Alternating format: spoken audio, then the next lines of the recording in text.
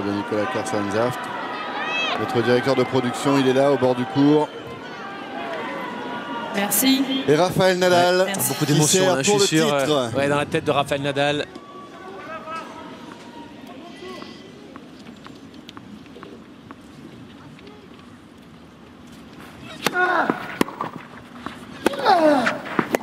Oh là, c'est bon là. T'es gêné par le rebond là, Roger Federer. 15-0.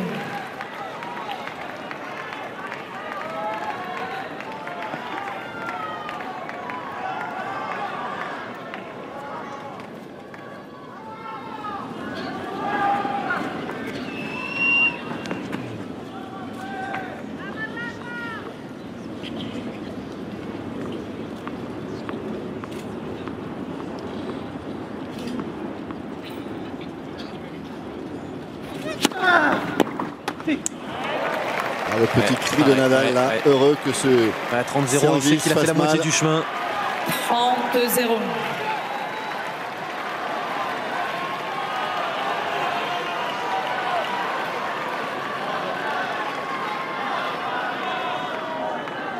Si on voit les statistiques des premières secondes par rapide sur le revers de Roger Federer, si on voyait le nombre d'erreurs sur des coups qui ne sont pas très difficiles qu'il a pu commettre, ça doit être énorme à mon avis.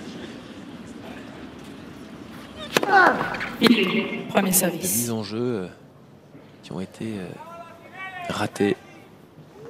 Et lui continue.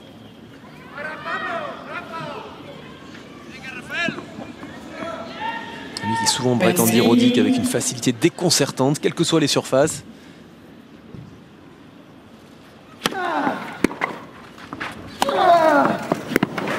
Ça reviendra pas.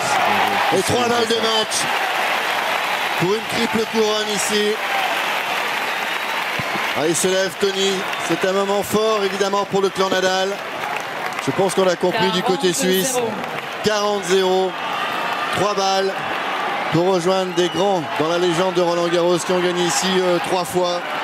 Il y a René Lacoste, il y a Mats Wilander, il y a Ivan Lendl, il y a Kuerten qu'on verra tout à l'heure. Et puis ceux qui en ont gagné d'autres. Comme Borg qui en a gagné 6.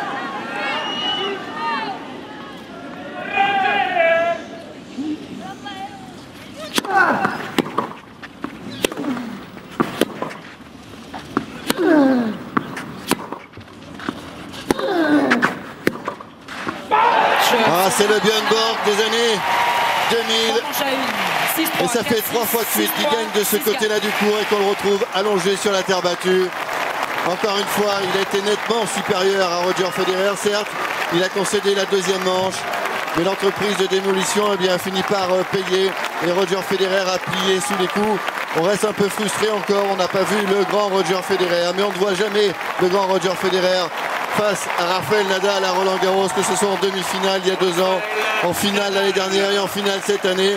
Rafa est monstrueux sur cette terre battue. Il est chez lui. Rafael Nadal qui rend heureux toute l'Espagne une fois de plus et qui a vraiment mérité ce titre. Ah oui, absolument Lionel. L'ogre espagnol a encore frappé et de quelle manière. C'était le grand favori. Il a dominé toute la saison sur terre battue. Il arrivait ici à Roland Garros avec une certaine pression quand même. Tout le monde disait que c'était l'archi favori. Federer l'a battu en finale à Hambourg. Ils vont se rencontrer en finale. Est-ce qu'il va être capable de rééditer cet exploit, savoir gagner à Roland Garros pour une 3e fois consécutive? Il l'a fait. Un grand bravo à cet immense champion qui va à mon avis revenir l'année prochaine et qui sera une nouvelle fois le grand favori de ce tournoi. Alors je sais pas où il va de ce côté-là, parce que c'est de l'autre côté que se trouve son clan plutôt. Donc il va changer d'endroit. Ah là il passe carrément par-dessus. Je sais pas où il rentre dans aller. la tribune présidentielle. Voilà, alors là il va faire passer le petit muret. Ah c'est sympa ces images. Il va remercier son clan, son coach. Voilà, il a trouvé le passage. Quelles belles images. Avec Carlos Costa.